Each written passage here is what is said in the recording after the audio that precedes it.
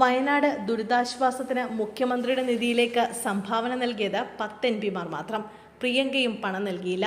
വയനാട്ടിലെ ചൂരൽമല മുണ്ടക്കൈ ഉരുൾപൊട്ടലിനെ തുടർന്ന് ദുരിതാശ്വാസ പ്രവർത്തനത്തിനായി മുഖ്യമന്ത്രിയുടെ ഫണ്ടിലേക്ക് സംഭാവന നൽകിയത് സംസ്ഥാനത്തെ 10 എംപിമാർ മാത്രം. നിയമസഭയിൽ PTA റഹീം ഉന്നയിച്ച ചോദ്യത്തിന് നിയമസഭയിൽ നൽകിയ മറുപടിയിലാണ് മുഖ്യമന്ത്രി ഇക്കാര്യം വ്യക്തമാക്കിയത്. സംഭാവന നൽകാത്തവരുടെ പട്ടികയിൽ വയനാട് MP പ്രിയങ്ക ഗാന്ധിയും ഉൾപ്പെടുന്നു. കോൺഗ്രസിൽ നിന്ന് വടകര MP ഷാഫി പറമ്പിൽ മാത്രമാണ് ഫണ്ട് നൽകിയത്. ഷാഫി പറമ്പിൽ 25 ലക്ഷവും UDF MPയായ NK പ്രേമചന്ദ്രൻ 10 ലക്ഷം രൂപയും സംഭാവനയായി നൽകി. നോമിനേറ്റഡ് MPയായ PT ഉഷ 5 ലക്ഷം രൂപ നൽകി.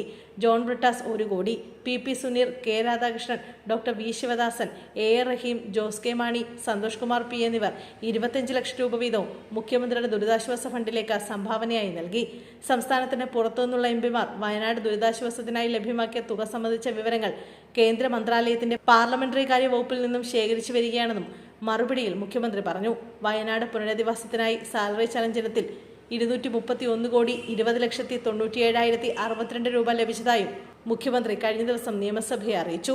വയനാട് ഉരുൾപൊട്ടൽ അതിതീവ്ര ദുരന്തമായി കേന്ദ്ര സർക്കാർ പ്രഖ്യാപിച്ചതായും ഇതുവഴി രാജ്യത്തെ മുഴുവൻ MPമാർക്കും തുക അനുവദിക്കാവുന്നതാണ് എന്നും മുഖ്യമന്ത്രി പറഞ്ഞു.